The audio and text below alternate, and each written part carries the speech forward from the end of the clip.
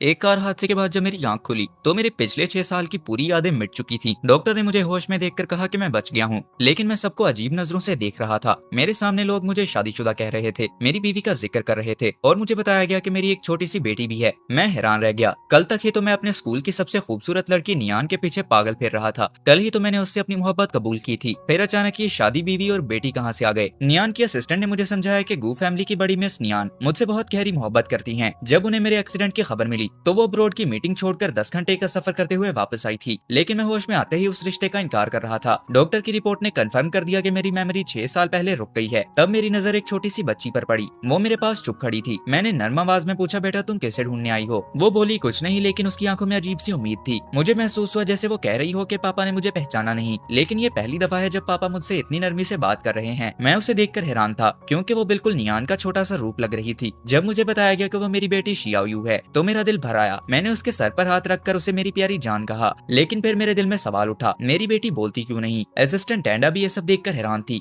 उसके लिए ये लिंचन बिल्कुल अलग था। 6 साल पहले मैं वाकई नर्म, जिंदा दिल और नियान से बेपनाह मोहब्बत करने वाला लड़का था। जब पता चला था कि नियान प्रेग्नेंट है, मैं खुशी से पागल हो गया था। बच्ची पैदा हुई तो हमने शादी रजिस्ट्रेशन भी करवा ली, लेकिन सर्टिफिकेट मिलते ही मैं बदल गया। मैं नियान से बुरा रवैया रखने लगा, बेटी को नजरअंदाज करने लगा और यूनिवर्सिटी में मोमो नाम की एक लड़की के पीछे पागल हो गया। नियान ने असिस्टेंट से पूछा कि क्या मेमोरी लॉस वाकई मेरे एक्सीडेंट की वजह से हुई है, और उस एक्सीडेंट की जांच में क्या पता चला। असिस्टेंट ने बताया कि इसका ताल्लुक मोमो से है, वही औरत जिसे मैं यूनिवर्सिटी में पसंद करने लगा था। 2 दिन हॉस्पिटल में गुजरे, लेकिन नियान मुझे देखने नहीं आई। मैं अंदर ही अंदर शिकायत करता रहा। अगर मेरी छोटी बेटी स्कूल के बाद मेरे पास ना आती तो मैं तो बोर होकर पागल हो जाता। एक बात और मुझे चुभती रही, मेरा एक्सीडेंट हुआ और मैं हॉस्पिटल में था, लेकिन मेरे माँ बाप, मेरी बहन और मेरा सबसे अच्छा दोस्त तक मुझे मिलने नहीं आए। पहले तो उंगली से खून भी निकलता था तो माँ परेशान हो जाती थी। जरूर कुछ बहुत गलत हुआ है। मैंने डॉक्टर से डिस्चार्ज मांगा, लेकिन उसने कहा कि इसके लिए मैडम की इजाजत जरूरी है। मैंने गुस्से में कहा कि नियान को फिर बुलाओ, वरना मैं उससे कभी बात नहीं करूंगा। मुझे लग रहा था कि वो बस मुझे अवॉइड कर रही है। हाई स्कूल में भी मैं अक्सर उससे काम करवाने के लिए ये धमकी देता था कि अगर उसने मेरी बात नहीं मानी तो मैं उससे बात नहीं करूंगा। हर दफा वो चुपचाप मेरी बात मानकर कुछ ना कुछ खा लेती थी। मुझे लगा कि इस दफा भी यही तरीका काम करेगा, लेकिन जब नियान जल्दी जल्दी हॉस्पिटल पहुंची तो असिस्टेंट ने मुझे डांट दिया। उसने बताया कि एक्सीडेंट वाली रात भी नियान मीटिंग छोड़कर आई थी। फिर जब मैं स्टेबल हुआ तो वो दोबारा अब्रॉड निगोशिएशन के लिए चली गई। अभी एयरपोर्ट पर उतरी ही थी कि मेरी जिद सुनकर उसे वापस हॉस्पिटल के लिए आना पड़ा। 40 मिनट का सफर आधे घंटे में